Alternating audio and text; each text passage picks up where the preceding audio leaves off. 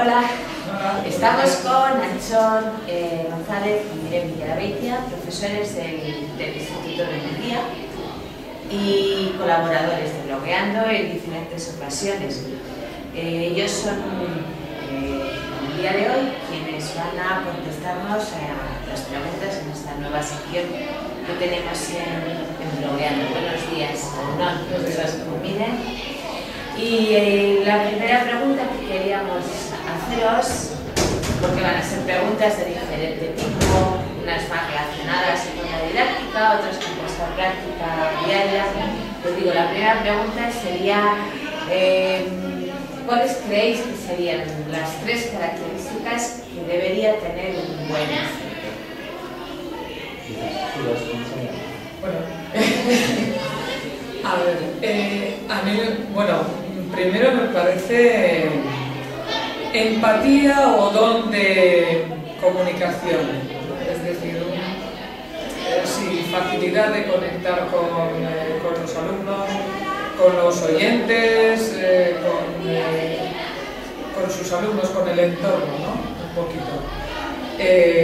La segunda, una curiosidad que no se acaba nunca, curiosidad por aprender y por aprender.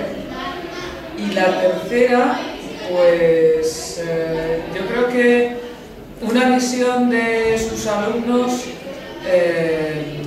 positiva y sobre todo una visión como que todos sus alumnos son personas muy inteligentes, tener altas expectativas con sus alumnos, grandes esperanzas. Yo creo que Patricia habíamos pensado lo mismo, ¿no? Sí. Las tres que llevan también las mismas, una persona que sepa las cosas que tiene que comunicar. Luego lo de las expectativas con los alumnos a mí me parece fundamental. Si vas a clase que tus alumnos no van a hacer nada, pues no lo sé. Y luego a mí una que siempre me ha gustado como alumno, es decir, que el profesor o la profesora sea un tío con un espíritu alegre, dinámico y que sepa transmitir y mencionar las cosas que hace él con las que haces tú. Parece importante. Todo lo que estáis mencionando son fundamentales, si no, vamos a ver, vosotros lleváis trabajando la metodología de trabajo con proyectos desde hace muchos años. Además la trabajáis de manera colaborativa, entráis los dos en el aula, cuando podéis, cuando os dejan, y hacéis de las clases un mundo diferente al que tenemos en la cabeza cuando hablamos de una metodología tradicional. ¿Por qué habéis elegido esta opción? Es decir, ¿qué aporta un trabajo con proyectos al aprendizaje del alumnado? Es difícil, sintetizarlo ya, pero vamos, más o menos así, si pudiéramos resumir cuál sería la opción que habéis elegido. En cierto modo, estoy pensando que muchas de las prácticas que hemos hecho y los caminos que hemos optado estaban basados sobre todo en un trabajo previo de identificar qué ideas, qué literatura pedagógica es la que funciona. Y lo que siempre nos ha parecido es que de todas las lecturas de lo que habíamos trabajado antes previamente, el procedimiento, la pedagogía comunicativa es seguramente la que mejora resultados. Y en ese sentido pensábamos que todo el tema de los proyectos lo que desarrolla precisamente es eso, ¿no? Da la voz a los alumnos hablan, los alumnos escriben, los alumnos hacen cosas reales. Y luego, por otra parte, el papel del profesor es un papel que no es el clásico. Tenemos que transmitir conocimientos en plan bancario y tenemos que estar con los alumnos a que vayan aprendiendo a hacer cosas que son reales, son las características. A mí lo que más me interesó es que yo estaba ya un poco aburrida de explicar como si dijéramos siempre lo mismo, de que hubiéramos terminado la carrera y algún curso que otro que haces después y parece que todo se acaba ahí. Ponerte en ese plan con 30 años, pues me parece triste. muy triste. Bueno, esta metodología, que un poco surgió primero el plan de cómo ir haciendo antes de saber que esto era lenguas integradas o en otro momento comunidades de aprendizaje y tal, o sea, no le habíamos puesto nombre. Esto surgió un poco porque queríamos plantearnos la enseñanza y el trabajo de otra manera. Y yo la verdad es que no conozco otra manera de enseñar a leer y enseñar a escribir. Si no escribes no puedes enseñar a escribir y tampoco puedes aprender a escribir. Si no andas no puedes aprender a andar. Por lo tanto, o hay proyectos de escritura y por medio de esos proyectos aprendes a escribir, hay proyectos textuales que aprendes a manejar y a tratar los textos, o de otra manera no he encontrado otro modo. Relacionada con esta pregunta también lleváis muchos años en tratamiento integral de lenguas y creando proyectos juntos, llevándolos al aula, pero sin embargo tenemos la sensación de que después de todos estos años todavía el tratamiento integral de lenguas no es algo que esté en las aulas de una manera cotidiana, es todavía casi como una excepción. Entonces, ¿por qué creéis que sucede eso? ¿Cuáles son las mayores dificultades que podemos tener como profes para que el tratamiento integral de lenguas en una comunidad como bilingüe que tiende a ser bilingüe no se encuentre? Y me sostiene, claro. Yo creo que vamos un poco a siempre las cosas que viven en la sociedad y lo que vivimos fuera siempre va un poco más adelantado. Normalmente es una cosa que nunca se plantea cuando estás con los amigos, cuando estás con las amigas. Siendo además como gran parte de la gente es bilingüe, es difícil de entender. Yo sí, nunca me lo he explicado, pero o sea, explicar. Lo he planteado mil veces, tampoco voy a decir exactamente lo que pienso porque es un poco bajo. Pero yo creo que mucho se debe a la forma en que nos han educado. Por un lado, nos han, por lo menos, se me decía, compartimentos estancos, es decir, una cosa es hispánica, otra cosa es euskera, otra cosa es inglés. Cada alumno tiene que aprender y parece que tiene que hacerlo de una manera, pero no se relaciona siempre. Es un problema que yo creo que viene de nuestra educación. Y luego, me da a mí la sensación de que hay excesivos miedos a que las cosas se contaminen. En realidad vivimos precisamente y lo bueno de todo es la contaminación. Entonces hay como muchos prejuicios sobre cómo va a afectar a una asignatura, cómo va a la otra. Y la última explicación que yo me doy es que somos, a mí me parece, el profesorado colectivo bastante menos innovador que a veces lo que pensamos y muy reacio también a compartir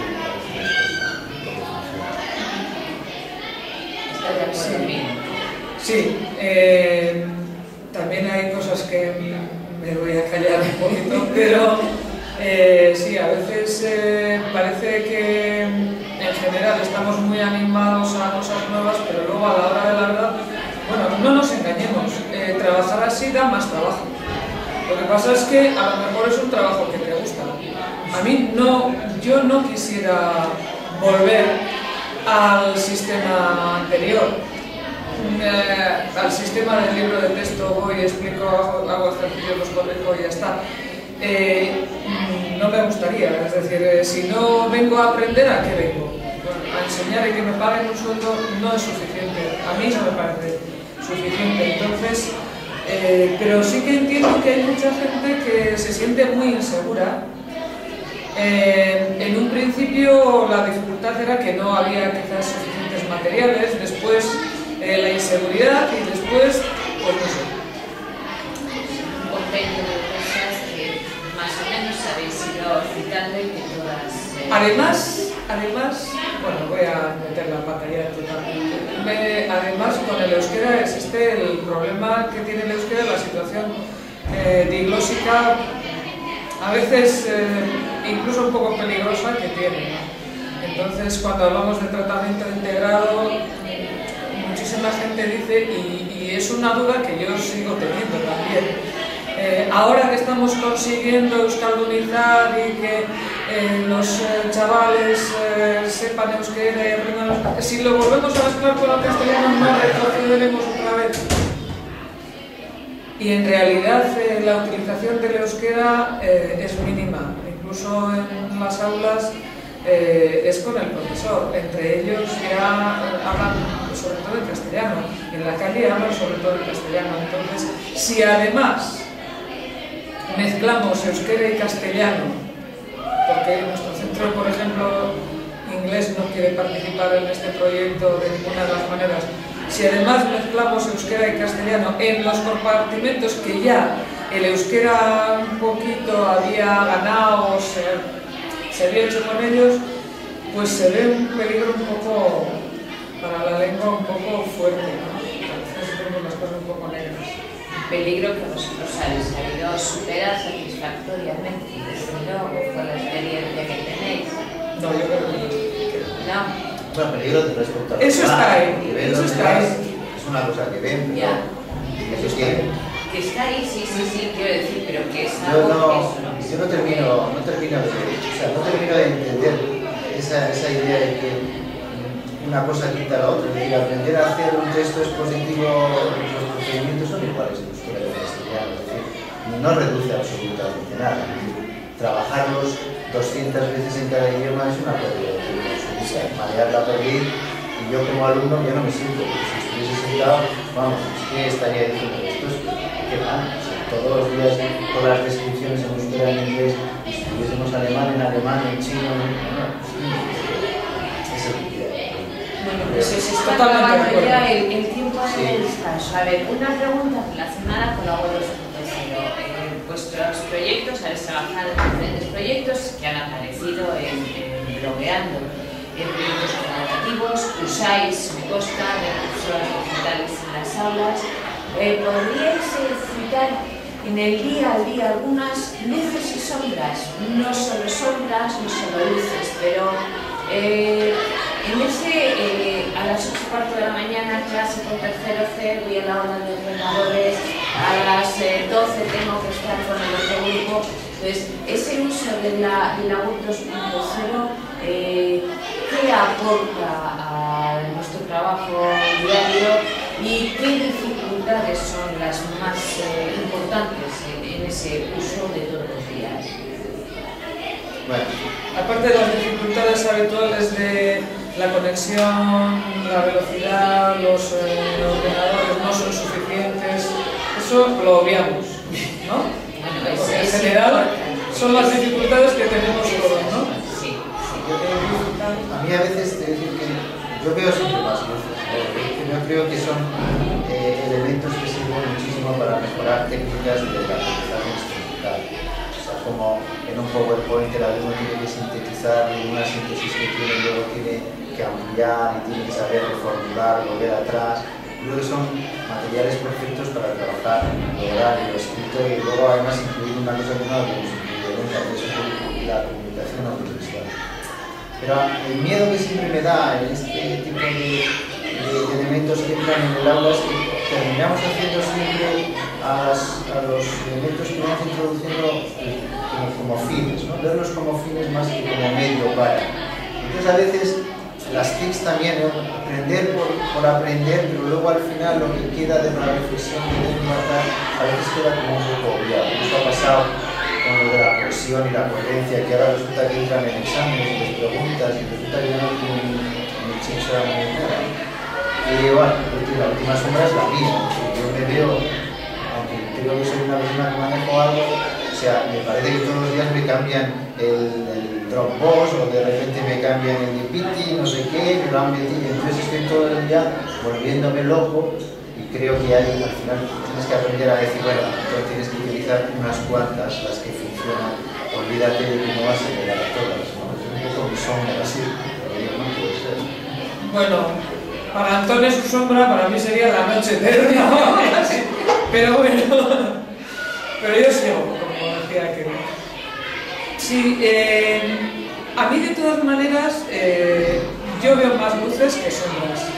a pesar de que luego poner en marcha la pantalla digital, que la conexión no va, que lo probamos cuantas veces, sí, pierdes tiempo, queda esa sensación de que al final, ¿cuánto tiempo de clase he podido dar después de que he conseguido conectar eso? Y además parece que a veces les distrae mucho. Bueno, pero también es tiempo ganado, porque también te da posibilidad de que se enganchan de otra manera, tienen otra curiosidad, es mucho más fácil atraerles. Y bueno, y siempre se les puede decir, ahora que no tienen ordenadores en casa en general, esto lo miréis para mañana, esta película la veis en casa, o este trozo de película, o este documental, o vais a esta página web de televisión o lo que sea. Una sombra para mí sería la falta de materiales en euskera para trabajar con estas técnicas. A mí se me cae la baba cuando estoy en clase con Anchón y Anchón dice vamos a trabajar las oraciones de relativo y hace pum, me voy al Instituto Cervantes o me voy a tal página o a Educa no sé qué y clico aquí y me aparecen tropecientos mil ejemplos, pues no sé, citas, de todo, ejercicios, autocorrecciones y después les puedes decir además, bueno, pues en casa lo haces y lo hacen como si fuera un crucigrama y eso no es que mal. Y para hacer eso se requiere mucha gente y mucho tiempo y entonces pues eso es una de las sombras que yo veo, porque lo demás considero que estoy con Anchón en que a veces se ven las TIC o el 2.0 como un fin y debería de verse como un medio, pero yo creo que sí que lo hemos trabajado como fin y también como medio. Es decir, cuando hemos hecho el calameo, por ejemplo, el calameo fue un medio para que ellos leyeran un montón de un autor concreto y después se hicieran una idea de la cultura de la época y de lo que decíamos que era el capital simbólico de la época, ¿no? Anterior a la guerra civil. Al final, claro, a todos les quedó ahí, se quedaron asombrados con cómo quedó el libro digital, con sus imágenes y tal, pero todo lo que habían trabajado para eso, todo eso se quedó, es decir, se les quedó adentro. Última. Estamos en el 2012 más 1, 2013, así, en un momento. ¿Un deseo para este año? Yo creo que no nos hagan más reforma. Que no volvamos atrás, por favor. Que no volvamos atrás. Que demos la oportunidad a todos los chavales para que estudien hasta los 16 o hasta los 18 años. Que no nos pongamos fronteras y zancadillas en el camino. Yo voy sobre todo porque a mí me da la impresión de que este país, los políticos, los primeros, funcionan cada vez que vienen unos, se le ocurre que tiene que tocar la educación, se le ocurre, porque apuntar no apunta absolutamente nada. Yo ya vale de ocurrencias, incluso ya estamos Yo no sé si es verdad cuando leo en los periódicos estas cosas que según los informes PISA o según tales encuestas y tales trabajos, la educación, voy a ser un poco egoísta, en Euskadi pues está a un nivel bastante mejor que en el resto de España, incluso pues, a un nivel bastante parecido al del resto de Europa. Pues está bien, dejémoslo estar bien. O sea, que podamos ir profundizando en ese estar bien, que podamos ir mejorando. Vamos a ver, que no intenten ponernos normas para mejorar lo mejorable, que la vamos a hacer. Es un deseo creo que compartido por la mayoría docente. Es que ricasco, muchísimas gracias.